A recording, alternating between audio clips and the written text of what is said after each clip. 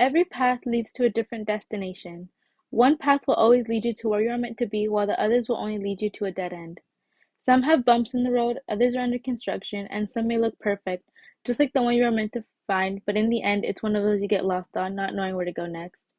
As students, we walk through so many. From a young age, many of us walk the path of innocence, not worrying about the future since it's so far away.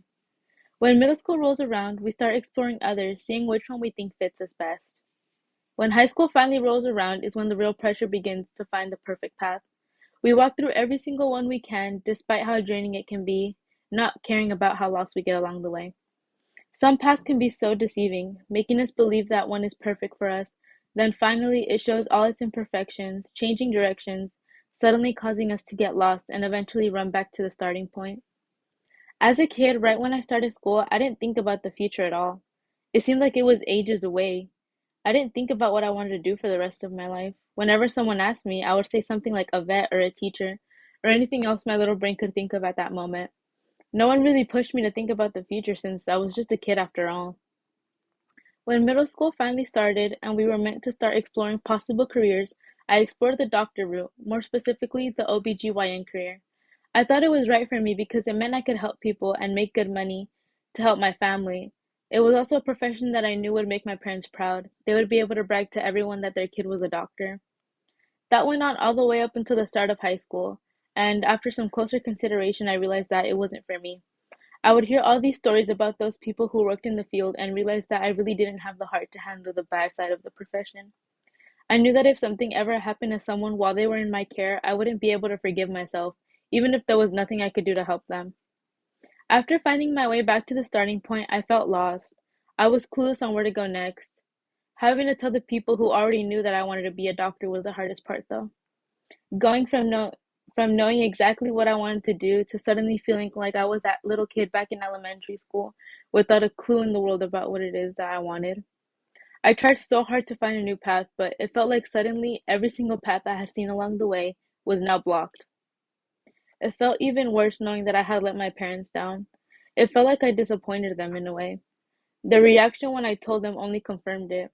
They didn't yell, but they did express a type of calm anger which almost came off as embarrassment, at least in my mind. I went from being the kid who was going to be a doctor to the kid who felt like she couldn't handle it, and now I was probably going to be one of those kids who didn't go to college at all.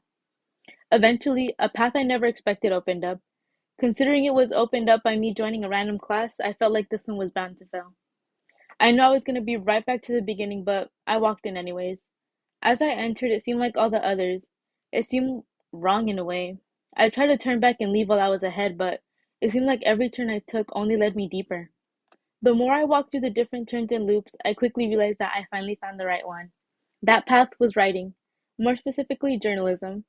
Being a journalist really felt like it was what I was meant to be. Every time I wrote a story, I felt extremely proud of myself. It felt nice seeing my thoughts come to life, and I'd be excited to have others hear my work.